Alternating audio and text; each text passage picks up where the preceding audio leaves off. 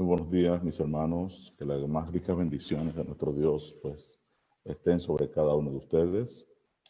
Para nosotros es un gran privilegio el poder iniciar este programa especial de Siembra del Evangelio. Y es mi deseo que este programa cumpla dos propósitos fundamentales.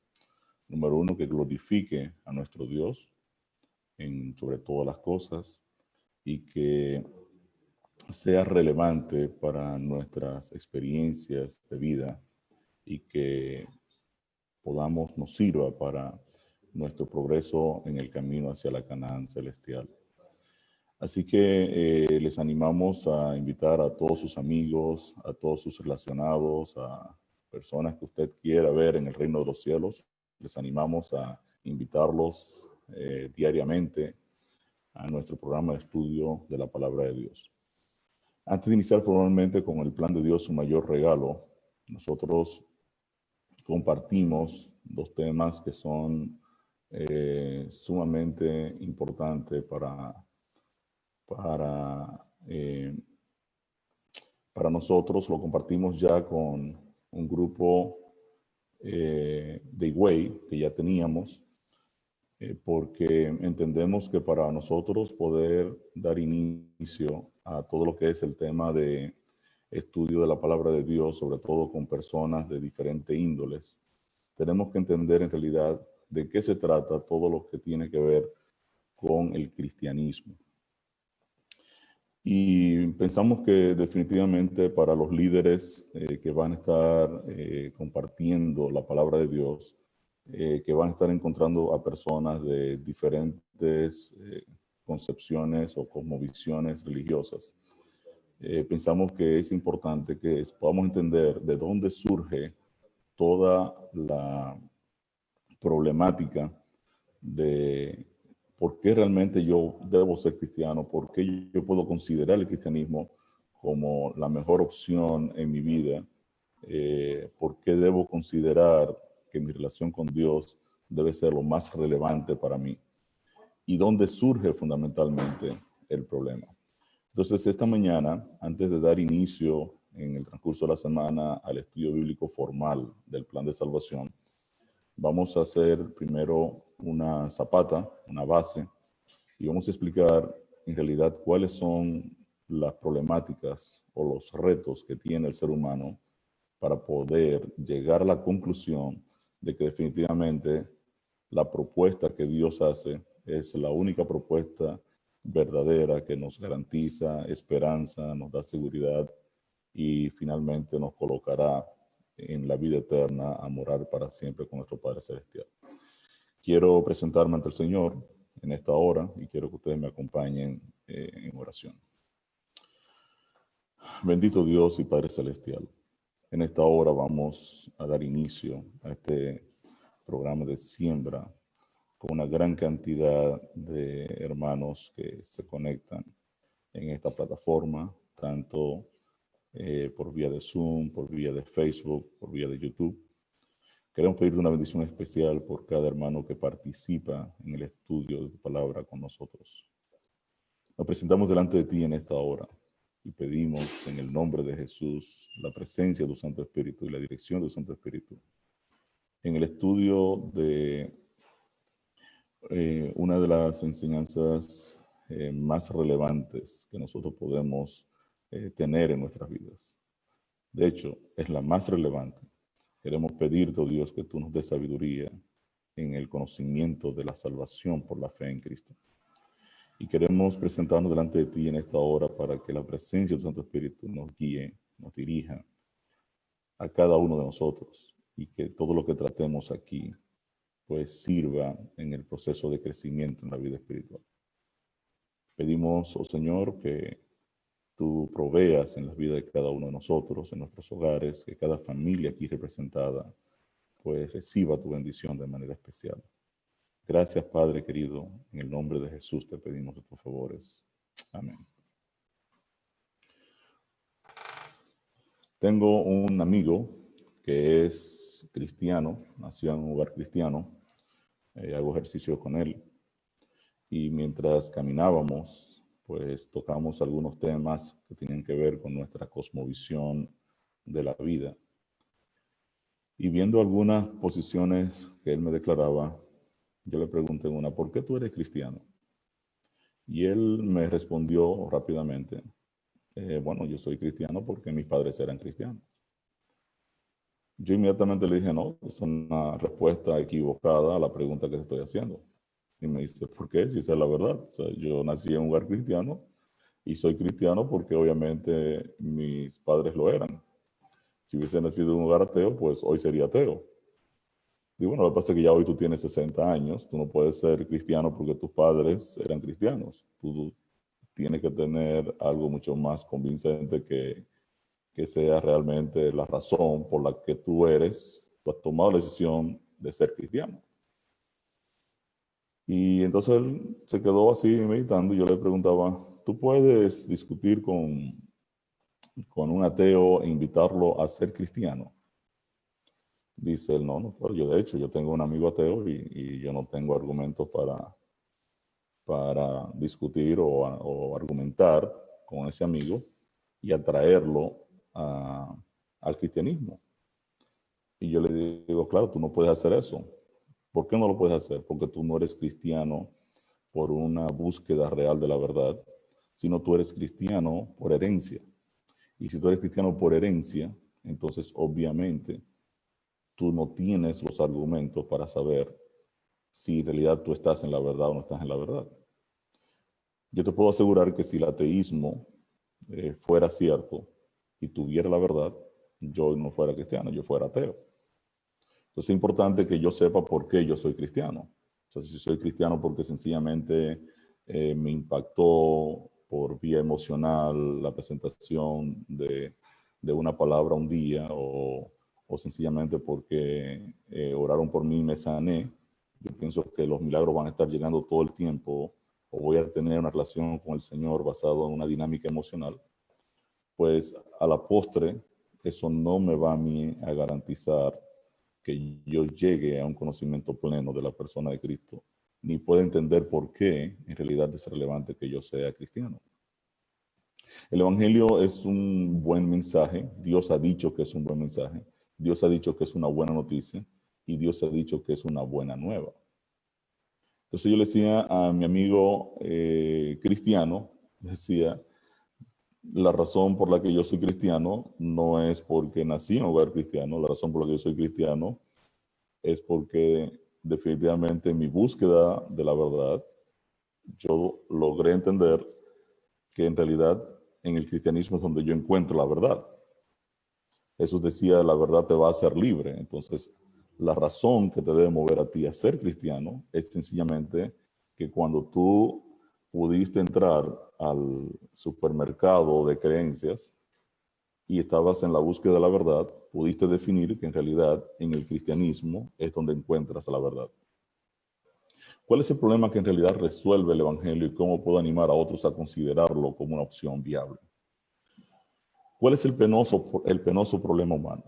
Los seres humanos tienen un problema muy serio, serio, y es que no logran definir qué soy yo. ¿Qué soy yo?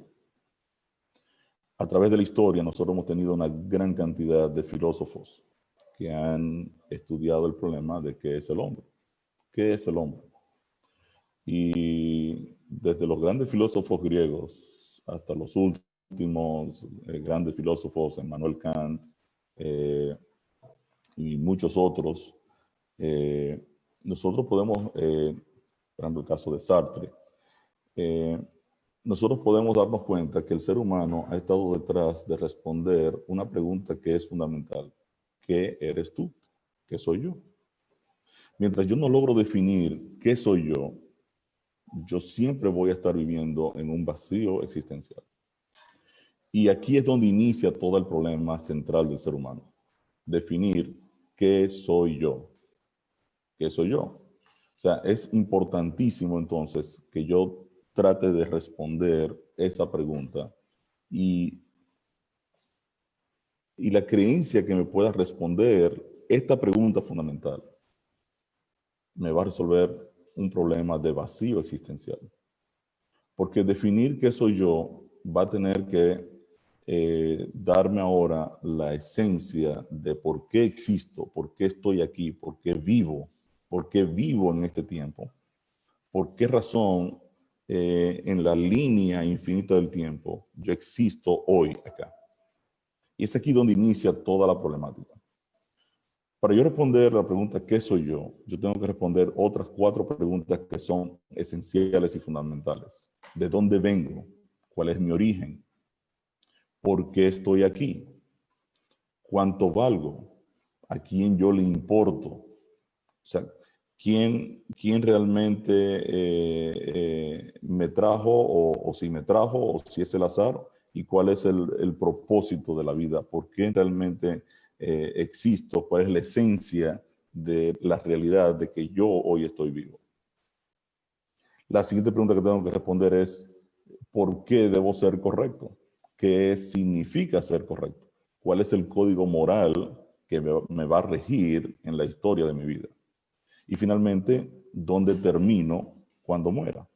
Entonces, estas son 4 preguntas fundamentales que yo tengo que responder para responder primero la pregunta, ¿qué soy yo? Tengo que resolver el problema del origen, del propósito, del valor, de la esencia, por qué estoy aquí, del código moral que va a regir mi vida, o sea, por qué debo actuar correctamente, por qué no debo actuar correctamente, cuál es la razón que está detrás de mi comportamiento mientras viva en esta tierra, y finalmente, cuál será mi destino. Dar respuesta a la pregunta ¿qué soy yo? Es clave para encontrar entonces el sentido y el propósito de por qué vivo en este tiempo y espacio. Mientras yo no sepa qué soy yo estaré viviendo sin rumbo y sin dirección. Tuve una reunión con un grupo de gerentes de nuestra corporación en Panamá que discutíamos ahí en una mesa y entonces a uno de ellos se le ocurrió empezar a burlarse de los cristianos, sabiendo que yo estaba ahí, por supuesto. Y entonces empezaron ahí a hacer bromas de lo tonto que es ser cristiano, de que el cristianismo está diseñado para personas ignorantes. Entonces uno de los ingenieros que estaba ahí me mira y me dice, tú no vas a comentar nada. Entonces yo me reía, no, yo no, realmente no voy a comentar nada. Y me reía, ¿no? Entonces al final me presionaron para que dijera algo. En realidad ellos estaban buscando que yo les dijera algo. Yo les decía, miren, el problema de ustedes, los seres humanos, que definitivamente son muy ignorantes, tienen un problema fundamental. Y el problema fundamental que ustedes tienen es que ustedes no logran comprender el Evangelio, porque el Evangelio está diseñado en la mente más grandiosa que existe en el universo. Está diseñado en la mente de Dios. Y realmente yo no me atrevo a decir muchas cosas aquí en esta mesa, porque no creo que ninguno de ustedes tenga la capacidad mental para entender el Evangelio. Y lo hice de una manera fuerte, ¿no? Porque sencillamente quería llamar la atención de ellos. ¿Cómo? Dicen. Sí, claro. O sea, cuando tú estás lidiando con la mente de Dios y estás estudiando la mente de Dios, la lógica de Dios, en realidad tú estás tocando ahora la esencia del océano infinito de la sabiduría. Y no es fácil tú hacer eso a menos que tú no estés imbuido de inteligencia que tiene que proveértela el mismo creador. Uno de los grandes problemas, le decía yo a estos gerentes que tienen los seres humanos, es que quieren explicar todo a través de la razón. Y la razón, lamentablemente, está muy limitada para dar respuesta a las preguntas fundamentales que tienen que ver con el ser humano. Por ejemplo, le decía yo le puedo hacer a ustedes 2 millones de preguntas ahora mismo que ustedes no me la pueden responder de forma lógica y racional. ¿Cómo? Me dicen, claro. Haznos algunas preguntas, me dicen ellos. Dile, ¿por qué los humanos ven a color, a full color? ¿Por qué los humanos pueden discriminar toda la dinámica de colores, de todo el patrón de colores? ¿Por qué no solo ve blanco y negro o solo ve tonos grises o tonos rosados o tonos morados? ¿Por qué tiene la capacidad de discriminar los colores? Entonces ellos se miraron todos y la verdad que no sabemos. Es como si tuviera propósito el ojo humano, ¿no? Se tiene la capacidad de apreciar la belleza. O sea, es como que fue diseñado para tener belleza. O sea, Es increíble que el azar haya provisto un ojo al ser humano con una capacidad ilimitada de apreciar colores. ¿Por qué tenemos en realidad dos ojos y no uno? Le decía yo. Como para apreciar la tridimensión, poder apreciar los paisajes. ¿Por qué no tuvimos un solo ojo? Entonces ellos se miraron todos y decía, ¿por qué el tomate tiene piel? Digo, ven, o sea, yo les puedo hacer a ustedes una cantidad de preguntas que ustedes realmente, racionalmente, no me la pueden explicar. Ahora, lo más penoso de todo, yo le decía a este grupo de gerentes, es que ustedes llegaron aquí a Panamá a hacer una reunión de negocios y ustedes no han resuelto el problema fundamental que ustedes tienen. De hecho, que ustedes ni siquiera saben que ustedes tienen. Oh, tenemos un problema, dicen ellos. Digo, claro que sí. ¿Y qué problema tenemos? Todos ustedes se van a morir. ¿Que no vamos a morir? Digo yo, claro, ustedes son eternos. Dice, bueno, no, no vamos a morir, ¿no? Se pueden morir en cualquier momento, pueden morir hasta ahora mismo con un infarto cardíaco. Ustedes salieron a hacer negocios sabiendo que existe este flagelo que pesa, esta espada gravita sobre ustedes, que les puede llegar en cualquier momento, y ustedes ninguno ha resuelto ese problema. Entonces, no tiene sentido que ustedes salgan a hacer negocios o a hacer carreras o a hacer planes sabiendo que se van a morir sin haber resuelto ese problema fundamental que ustedes tienen, que es el problema de la muerte.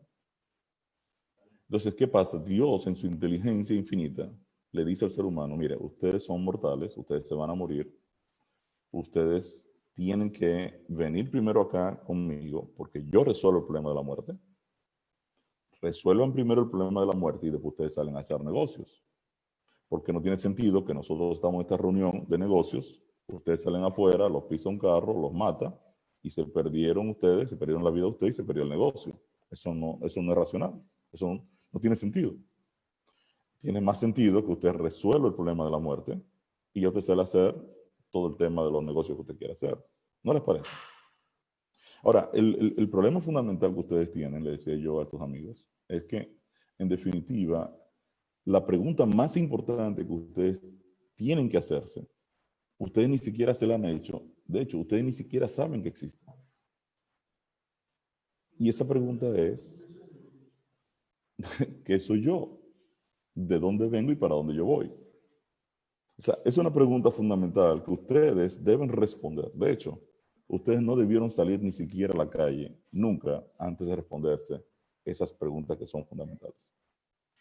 Cuando terminamos este conversatorio, uno de los gerentes me llamó aparte y me dijo, wow, muy interesante lo que me estás planteando, muy interesante lo que nos dijiste, me gustaría seguir hablando contigo al respecto. Lamentablemente no tuvimos más oportunidades de encontrarnos, pero en esencia lo que les quiero decir es, y yo se lo dije al final a los gerentes, no es tonto o de estúpido ser cristiano.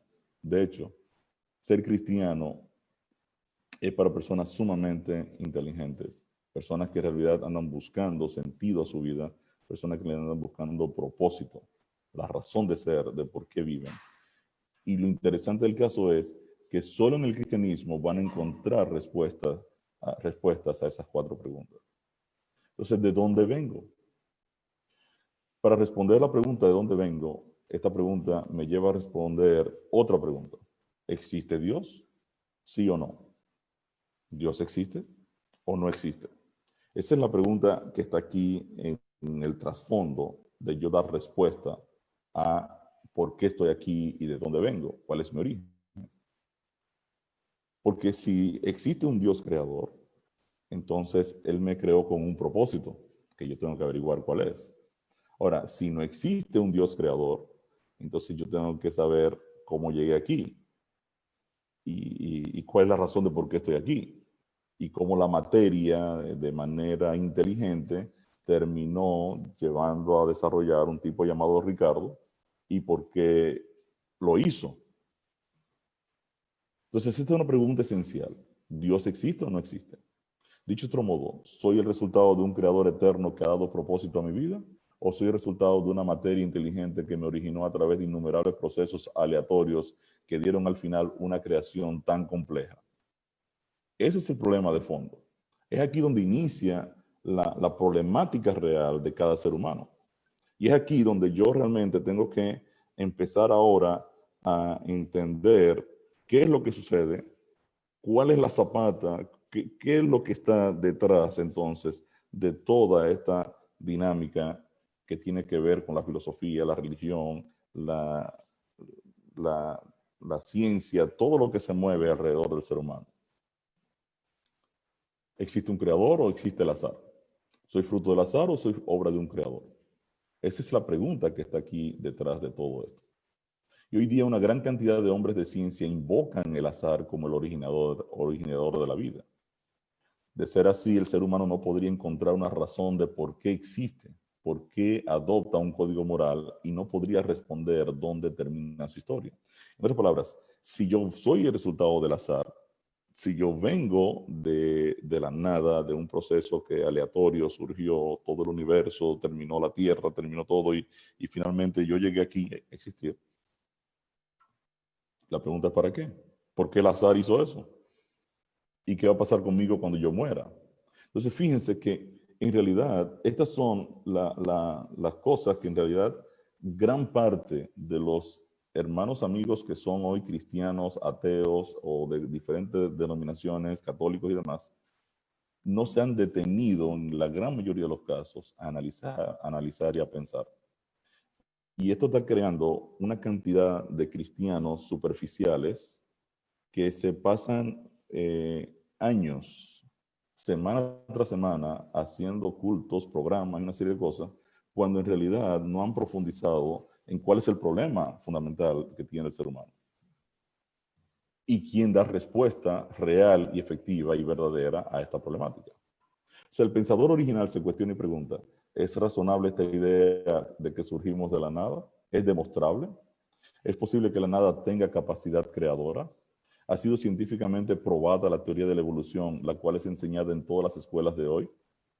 ¿Es verdad? Cuando nuestra base de análisis es la verdad y la usamos como el filtro por medio del cual desarrollaremos nuestra cosmovisión de la vida, nos resulta imposible sostener el azar como la fuerza creadora de todo lo que existe.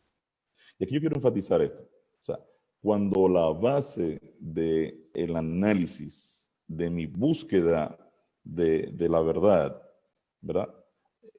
O sea, la base del análisis, eh, para yo definir de dónde vengo y dónde termino, es la verdad.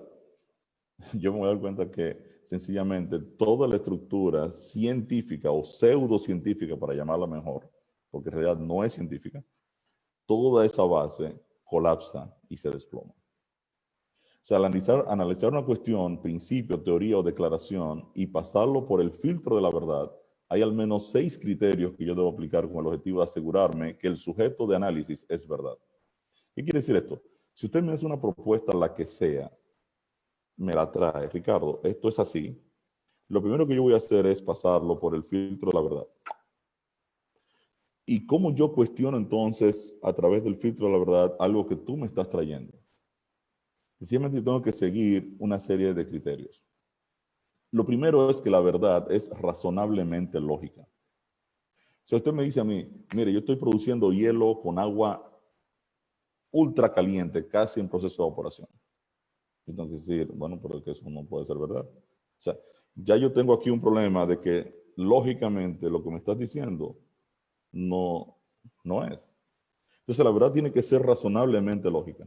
O sea, lo que tú me estás diciendo tiene que hacerme clic, tiene que hacerme sentido. O sea, si no tiene sentido de base, ya automáticamente yo voy a ponerme, como decimos nosotros los dominicanos, me voy a poner chivo. Es decir, aquí hay algo que no pinta bien, hay algo que no me hace clic. La siguiente pregunta que tengo que hacerme ¿es demostrable lo que me estás diciendo? ¿Tú me puedes demostrar que lo que me estás diciendo en realidad es verdad? ¿Es cierto? ¿De dónde tú sacaste la fuente donde estás ensamblando todo esto? ¿Es relevante lo que me estás diciendo para mi vida? ¿En realidad va a impactar mi vida? ¿Le va a dar sentido a mi vida? ¿Me va a definir mi problema fundamental? ¿Qué soy yo? ¿Lo que me estás diciendo no viola la ley de la no contradicción? Y vamos a hablar de eso también. ¿Es innegable? ¿Es afirmable?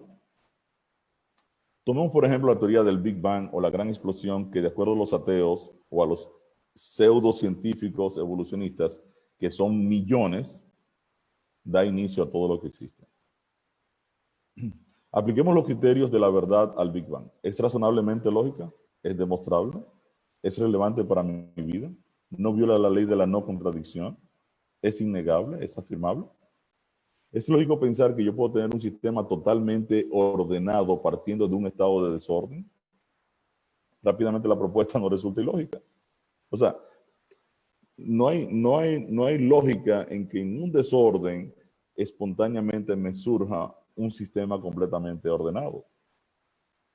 Y no importa el tamaño del sistema, puede ser una célula viva. Cuando usted se mete en una célula, usted se va a dar cuenta que usted se ha metido en un problema inmenso, porque dentro de una célula hay todo un sistema, hay toda una estructura de máquinas moleculares, de sistemas y códigos que tienen la información de proteínas que se forman.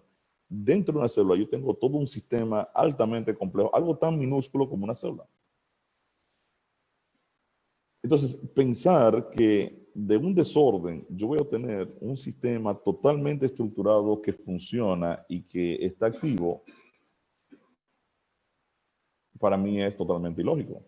Ahora, ¿es demostrable? Definitivamente que no. La segunda ley de la termodinámica es una ley, no es una teoría, es una ley, es la ley de la entropía. Y la ley de la entropía establece que las tendencias de los sistemas del universo es siempre el desorden, nunca el orden. O sea, si la tendencia de los sistemas en el universo es al desorden, tú no me puedes plantear que del desorden yo obtengo el orden, porque tú me estás violentando una ley, por Dios. Y es una ley que es científica. Entonces, yo puedo encontrar entonces que es imposible demostrar científicamente el Big Bang solo partiendo de la segunda ley de la termodinámica. El Big Bang me viola una ley física ya establecida. ¿Es relevante para mí el hecho de que existo por un accidente de fuerzas descontroladas? La respuesta es no. Un hecho así no le da sentido ni propósito a mi vida. No me define por qué estoy aquí. ¿Viola esta propuesta la ley de la no contradicción? Definitivamente. El Big Bang contradice la ley física ya mencionada. El hecho también es negable e inafirmable. Aún más, antes de la gran explosión, los científicos están de acuerdo en que el estado del universo era una singularidad. ¿Qué es una singularidad? La singularidad es un estado que no obedece a ninguna ley física o científica existente. Entonces, esto nos confirma que el origen planteado por los pseudocientíficos o la pseudociencia, o como la Biblia llama, la falsamente llamada ciencia, es un origen especulativo. Esto no es ciencia. Estamos hablando de religión. Pero ¿saben qué es lo más penoso? Que hoy muchos cristianos han adoptado la teoría de la evolución. La teoría de la evolución se está insertando incluso en círculos cristianos ultra conservadores. Tenemos pseudo cristianos que están abrazando un concepto que es lógicamente imposible de sostener, pero además que viola toda una serie de leyes. El Big Bang es el punto de partida del hombre sin Dios. Y a este concepto se le añaden miríadas de otros conceptos imposibles de demostrar. Por ejemplo, la ley de la biogénesis. Esta ley establece que no puedo tener vida de materia inerte. Solo la vida produce vida. O sea, la ley de la biogénesis dice que una célula viva no puede resultar de materia inerte. Yo no puedo obtener vida de algo que no está vivo. Interesante. O sea, pero eso no es una teoría. Eso es una ley de la ciencia, es una ley de la biología.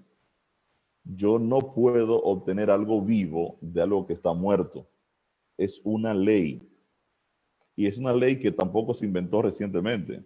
Es una ley desde los tiempos atrás, tiene más de 500 años, donde el mundo científico entendió y demostró que eso es así.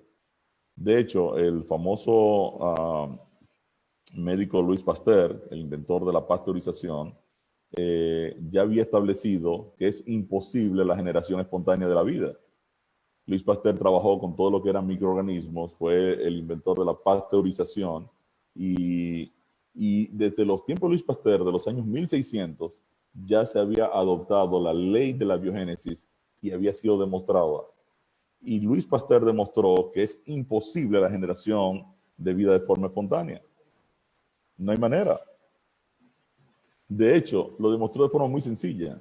Un grupo de científicos habían dicho que la carne, cuando se va dañando, genera gusanos de forma espontánea. Y Louis Pasteur le dice, no, son los huevos de la mosca que ponen huevos en la carne que genera los gusanos.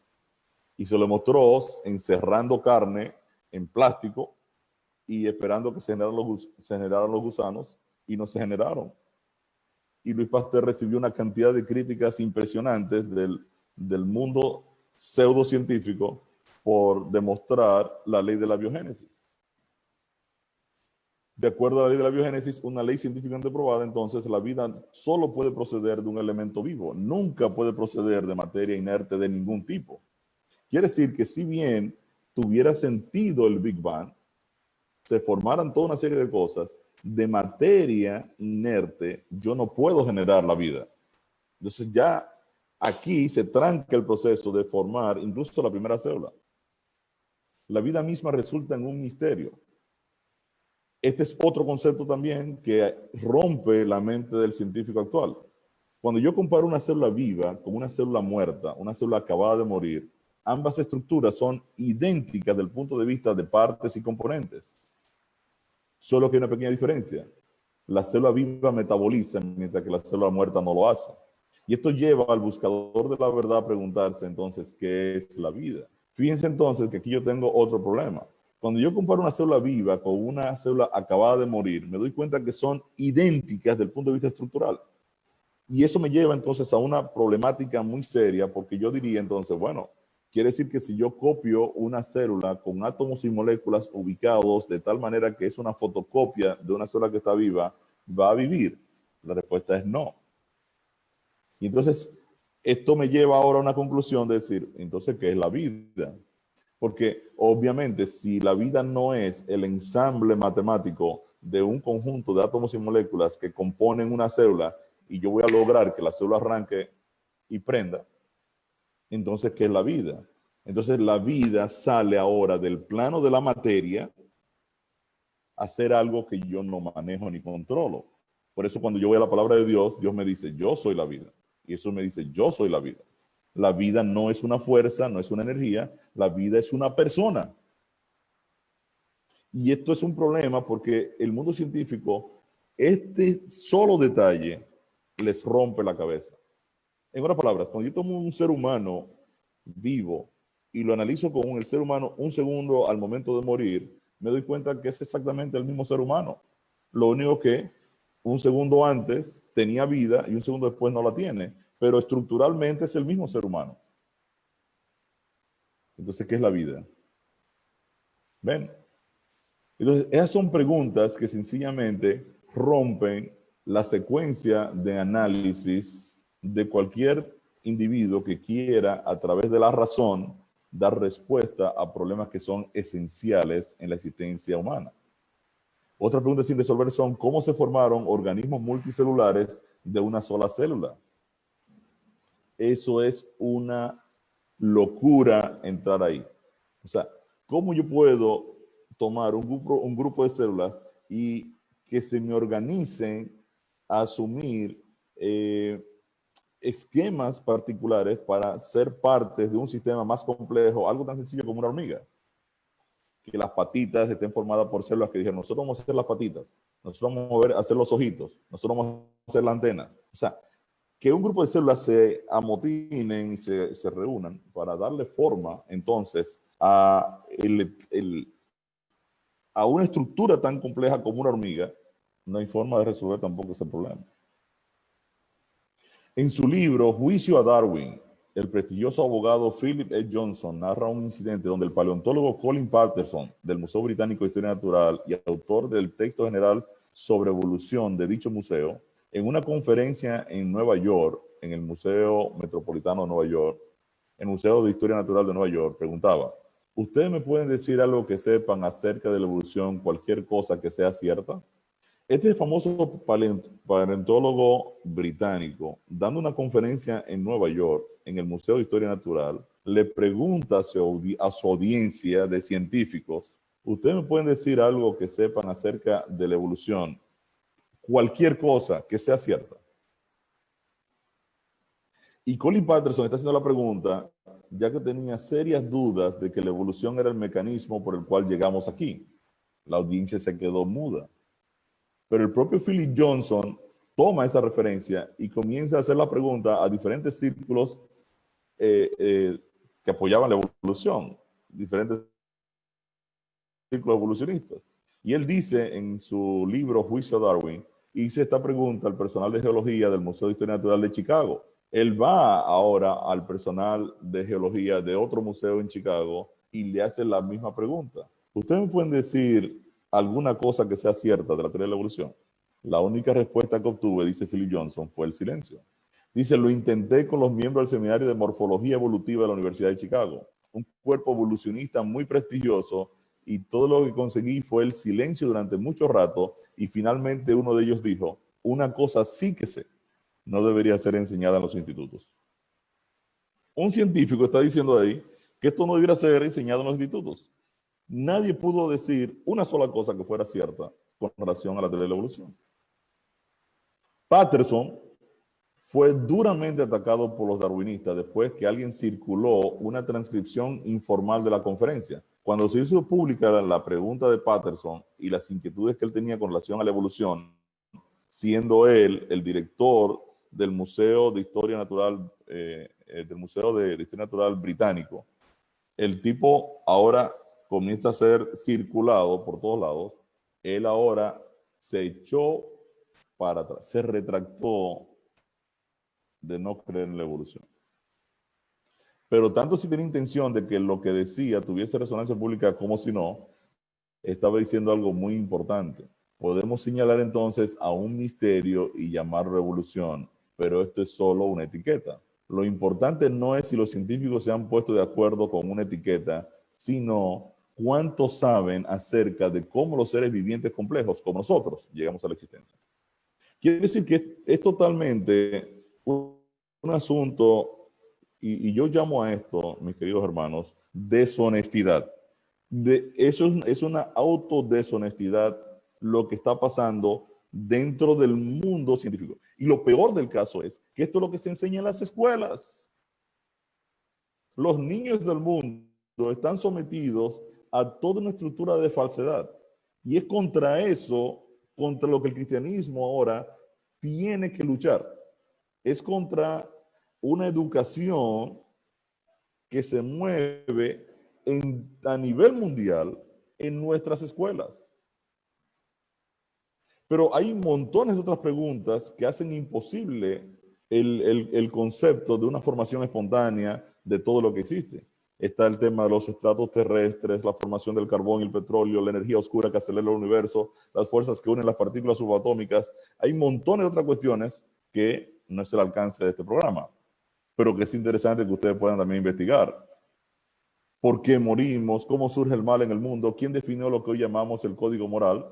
Uno de los grandes problemas filosóficos ateos es el no poder explicar cómo surgió nuestra convicción de lo que es correcto sin la intervención de un creador. O sea, la mayor evidencia de que existe un creador es la existencia de los 10 mandamientos. Porque la existencia de los 10 mandamientos son evidencia de un creador moral. De hecho, cuando cuando los científicos establecen el concepto de la selección natural, no pueden explicar el código moral, porque la selección natural no aplica reglas morales al proceso de supervivencia. En otras palabras, si en el proceso de selección natural, como establecía Darwin, las cosas van a ir progresando en función de lo que a mí me conviene para ser superior o existir, pues obviamente si tengo que comerme al otro, pues me lo voy a comer porque la selección natural demanda que lo importante aquí es la supervivencia, no la conducta. Entonces, obviamente, el problema de la selección natural es contrario al problema de qué es correcto y qué es incorrecto. O sea, hasta el día de hoy no ha sido posible aclarar por qué lo que llamamos correcto lo es sin intervención divina. Un famoso filósofo llamado Immanuel Kant escribió un manual titulado Crítica a la razón pura. Y en ese manual, el famoso filósofo Immanuel Kant decía, planteaba que Dios no existía, que todo se podía ser explicado con la razón. Cuando Immanuel Kant es sencillamente cuestionado sobre la base de que si la razón es la base de todo, puede definir todo lo que nosotros hacemos y creemos, entonces, ¿cómo surge el concepto de que la verdad es buena y la mentira es mala? ¿Quién definió qué es correcto y qué es incorrecto?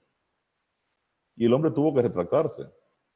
Entonces escribió otro tratado titulado Crítica a la moral pura, donde entonces planteó a Dios como un gran relojero que le dio cuerda al universo y lo dejó entonces en banda. También un sinsentido. Pero de todas maneras, el hombre tuvo que moverse de la razón a darle una respuesta a cómo surge el concepto moral partiendo del hecho de por lo menos tener un creador. Entonces, cuando un sistema cristiano o pseudo cristiano me saca los 10 mandamientos de la ecuación, de la problemática del ser humano, se está comportando como un ateo, se está comportando como un evolucionista. Y ya con solo ese punto que es un serio problema en el mundo filosófico actual hoy, yo puedo ya discriminar el 99% de las creencias en este mundo, cristianas o no.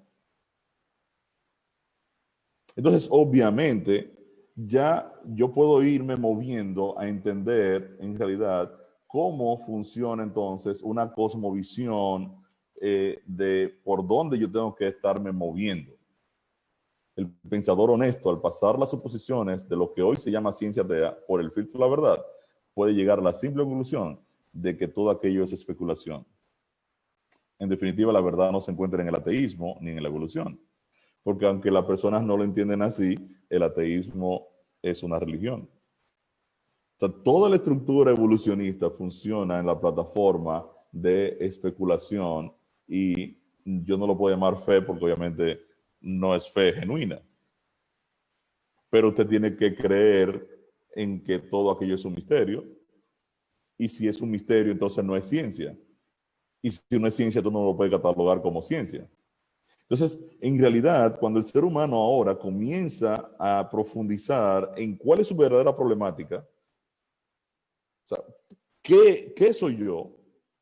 Tengo que llegar a la conclusión que definitivamente yo no puedo montar mi estructura de cosmovisión personal en una plataforma que no es demostrable y que es completamente falsa. Entonces, definitivamente, el azar queda eliminado del medio. Definitivamente, tengo que llegar a la conclusión de que soy obra de un creador. Entonces, la pregunta, ¿existe Dios? La respuesta afirmativa no es descabellada, ilógica o de falta de sentido. La idea de un ser eterno e inmutable es razonablemente lógica, es demostrable, es relevante, es innegable y es afirmable. Sin entrar en la profundidad que conlleva este análisis, porque es intenso, o tratar en tan breve tiempo dar respuesta a las preguntas relacionadas con la esencia de nuestro ser, sobre todo las preguntas que tienen que ver con nuestra realidad última, dónde terminamos, podemos asegurar que la existencia de una entidad que dio origen a todas las cosas es real. Si usted quiere profundizar un poquito más sobre el tema y quiere tener en un solo material información al respecto, yo le puedo invitar a comprarse un libro muy interesante de un apologista cristiano titulado ¿Puede el hombre vivir sin Dios? El autor es Ravi Zacharias. Él ahí demuestra toda una serie de elementos que hacen inviable el concepto de que venimos del azar. Pero usted puede ver videos que están en YouTube gratuitos como La clave del misterio de la vida, donde un grupo de científicos cuestiona la posición de Darwin y demuestran que es imposible demostrar la existencia de la vida sencillamente por causas aleatorias. De hecho, es imposible formar una proteína de forma evolutiva, porque la formación de una proteína está relacionada con una información y un código que está metido en el ADN de una célula. Y para que se forme una proteína, hay que desenredar el ADN, hay que escanearlo, hay que montar una cadena de aminoácidos, hay que rotar los aminoácidos y tejerlos de manera tridimensional para usted tener una proteína, y hay que coger después un vehículo molecular y llevarlo a donde la célula lo necesita. Entonces, No hay forma de tú demostrar que una proteína se puede formar de forma aleatoria. Y las proteínas son la estructura básica de una célula. La Tierra es un planeta privilegiado. Este es un video de un grupo de científicos que demuestran que si nosotros, el planeta Tierra, estuviese solo un 10% más cerca del Sol, la vida no podría ser sostenida en la Tierra. Todos estuviéramos convertidos en hielo. Si tuviera un 5% más distante del Sol, pero más distante estaríamos en hielo, más cerca nos quemaríamos. Entonces, obviamente, los tipos dicen, es una cosa impresionante, pero te explican por lo menos 20 características que tiene que tener la Tierra en cuanto a tamaño de la Luna, la forma del sistema, su rotación, cómo funcionan las estaciones. Toda una serie de características que tienen que darse para que la Tierra tenga la capacidad de sostener la vida. Y cuando establecen las estadísticas de que estas posibilidades surjan de un azar, el número que les da es prácticamente nulo. Es imposible. Entonces, luego de nosotros asumir que Dios existe, ahora viene una segunda pregunta que tengo que hacerme, es, ¿cómo es? ¿Cómo es Dios? O sea, definitivamente la existencia de un Dios real, creador de todo, es válido. Ahora, ¿cómo es? ¿Cómo es? Entonces, en el entramado mundo de religiones y explicaciones acerca de Dios, su carácter, forma de pensar y la razón de por qué nos creó, debemos acudir nuevamente al filtro de la verdad para evitar pasar la vida en el error. Porque yo me puedo pasar eternamente montado en una estructura religiosa sin cuestionarme los elementos fundamentales de las creencias de ese grupo religioso en el que asisto. Entonces yo tengo que poder filtrar a través del filtro de la verdad si la congregación donde yo voy a estar, digamos, apoyando, ser parte de ese organismo para promover la verdad de Dios al mundo, si en realidad está en la verdad o no está en la verdad.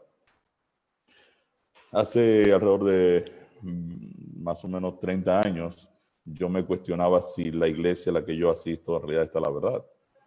Y yo empecé a buscar libros de otros autores cristianos para comparar posiciones teológicas fundamentales con las creencias fundamentales nuestras.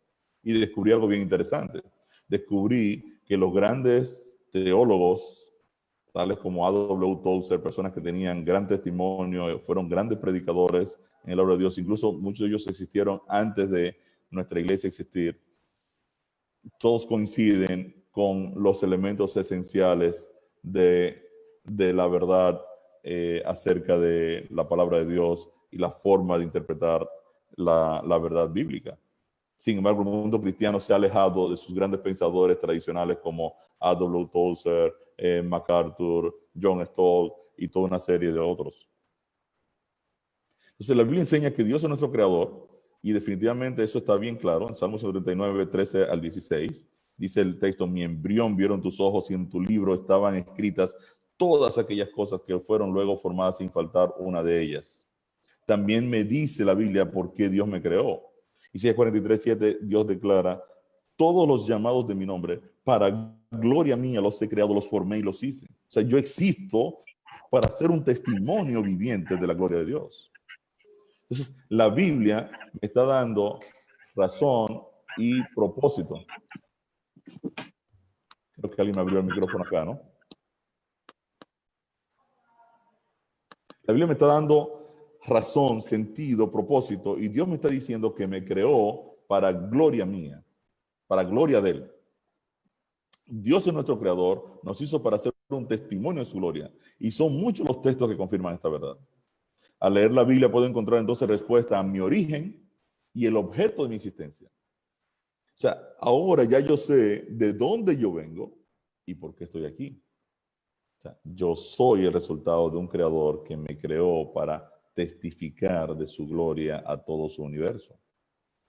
Ahora tengo que hacerme otras preguntas. ¿Cómo piensa Dios? ¿Qué espera de mí? ¿Cómo afecta esta verdad mi vida? Entonces hoy existe una gran variedad de creencias diversas. Está de moda lo que se llama el pluralismo. La idea de que todas las religiones son iguales y que las mismas te conducen al mismo lugar. Definitivamente eso no es cierto. Los pluralistas enseñan que cualquier cosa que creamos con suficiente sinceridad te llevará a Dios y al cielo. Y aquí entonces entramos en un problema que tiene el filtro de la verdad, porque obviamente si yo tengo 10 personas con 10 creencias donde cada uno entiende que tienen la verdad y las creencias son contradictorias entre sí, pues entonces un grupo tiene que estar en el error. Porque lo contrario de la verdad es el error. Yo no puedo tener una verdad y mi compañero tener otra verdad y ser contrarias y los dos estar en la verdad. Porque o uno de los dos está en el error o los dos estamos equivocados. Entonces, aquí no se trata de sencillamente sinceridad. O sea, yo puedo estar sinceramente perdido, era lo que le pasaba al amigo Saulo cuando Dios lo llama. Saulo estaba sinceramente equivocado. Él pensaba que estaba haciendo un trabajo para Dios, cuando en realidad estaba persiguiendo a la iglesia de Dios. Entonces, obviamente, el amigo Saulo tiene que cambiar, reestructurar su enfoque y darse cuenta que esto no se trata de ser sincero, se trata de la verdad que es Cristo. Entonces, es un error catastrófico pensar que todas las religiones están en lo correcto y que no importa si sus afirmaciones son en realidad verdaderas o no. Las personas que dicen que todas las religiones son iguales no solamente muestran su ignorancia de todas las religiones, sino también tienen un punto de vista torcido de aún las más conocidas. La verdad es que todas las religiones no son iguales, todas las religiones no apuntan a Dios, todas las religiones no dicen que todas las religiones son iguales. En el corazón de toda religión hay un obstinado compromiso con una manera particular de definir quién es o no es Dios y una manera particular de definir el propósito de la vida. De hecho, muchas religiones falsas tienen unos códigos y unas estructuras que son impresionantemente castigables y impresionantemente coercitivas. Hay personas que están metidos en sistemas religiosos que son increíblemente exigentes, con unos esquemas totalmente limitados, totalmente fuera de la verdad. La palabra de Dios afirma, santifícalos en tu verdad, tu palabra es verdad. Vivimos en un tiempo cuando las personas que son confrontadas con la verdad se ofenden y enojan. Si queremos ser en verdad honestos con nosotros mismos, lo que importa no es la sinceridad, sino la verdad.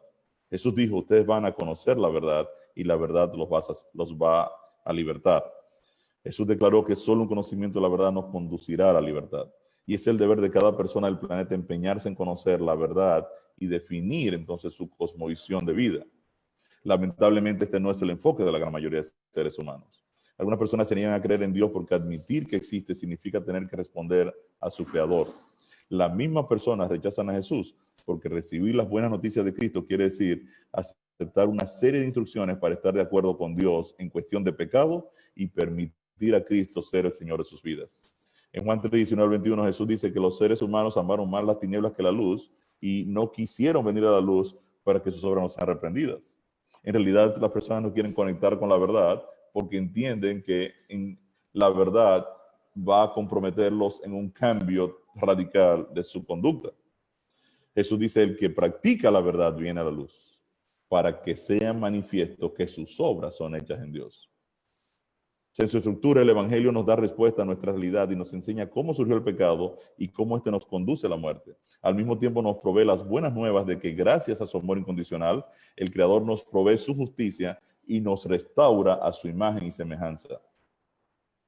La Biblia enseña que originalmente Adán fue creado a imagen y semejanza de su Creador, fue revestido de la gloria de Dios y que en realidad Dios creó toda la humanidad en Adán. Adán fue creado como la fuente de vida de la humanidad y de Adán Dios extrajo a Eva.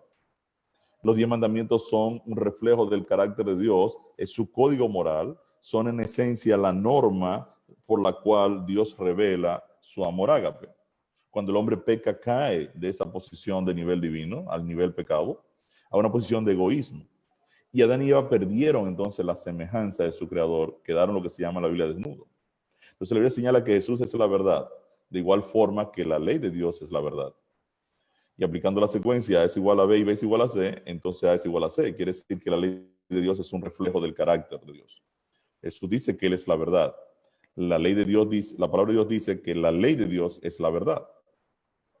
Entonces, definitivamente, Adán y Eva cayeron de esa posición, ¿verdad? Por el engaño, cayeron de la posición del carácter de Dios reflejado en su código moral y cayó en una posición de egoísmo.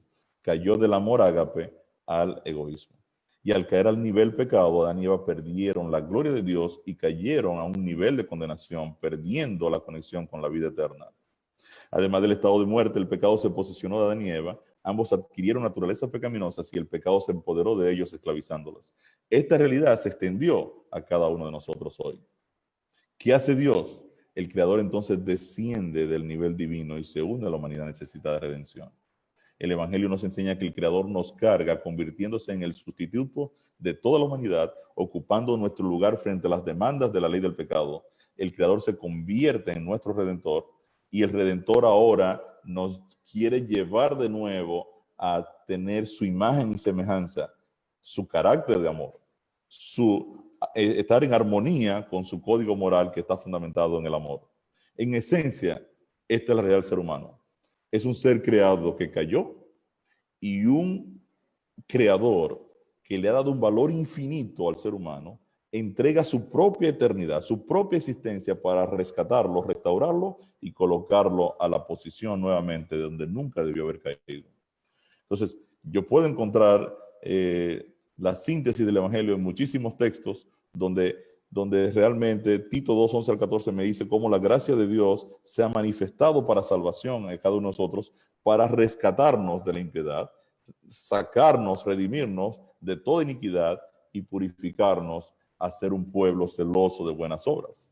Entonces, en definitiva, el Evangelio me da respuesta a las preguntas fundamentales que yo tengo como ser humano. ¿Quién soy yo? Soy una criatura de Dios. ¿Por qué existo? Existo porque yo revelo la gloria de Dios a todo el universo. ¿Cuál es mi valor? El valor de Dios. Dios entregó su propia existencia en mi favor. Yo valgo lo que el Creador vale. ¿Cuál es el código moral que se aplicará o aplicaré a mi vida? El carácter de Cristo. Su ley. El reflejo de su carácter. Finalmente, ¿cuál es mi destino? Mi destino es un destino eterno. Quiere decir que en definitiva, mis hermanos, al tratar de responder qué soy yo solo puedo encontrar en la palabra de Dios respuesta a las preguntas fundamentales que yo tengo como ser humano. Dios te bendiga en esta mañana y yo quiero animarte a profundizar en el conocimiento de la palabra de Dios. Quiero invitarte definitivamente a permanecer en todo el programa de estudio bíblico, donde vamos a ver todos los detalles del plan de salvación, donde vamos a analizar toda la estructura del plan de salvación y vamos a ver paso a paso cómo Dios nos amó, cómo Dios nos valoró, cómo nosotros colapsamos y cómo el proceso de salvación está disponible para ti y para mí. Esa puerta está abierta para alcanzar la vida eterna y poder morar para siempre con nuestro gran Dios y Redentor Cristo Jesús. Quiero terminar este tema de hoy con una oración.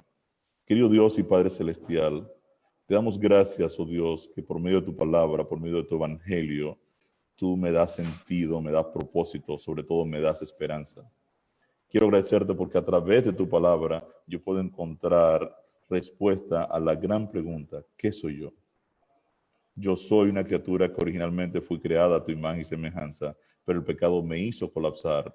Pero tú, por tu gran amor para conmigo, me tomaste, me rescataste y me has abierto la puerta de la salvación eterna para vivir para siempre a tu lado. Siempre te voy a agradecer, oh Dios, este sacrificio inmenso que tú has hecho en favor mío y en favor de toda la humanidad.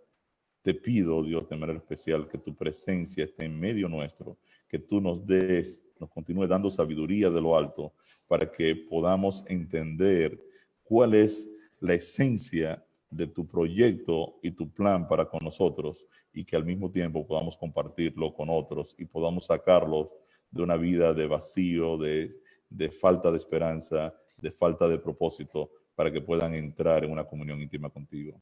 Sigue bendiciendo todo este programa de siembra del Evangelio y enséñanos, oh Señor, a depender completamente de ti y a permanecer en Cristo Jesús. Gracias, oh Dios, por tu palabra, en el nombre de Jesús. Amén.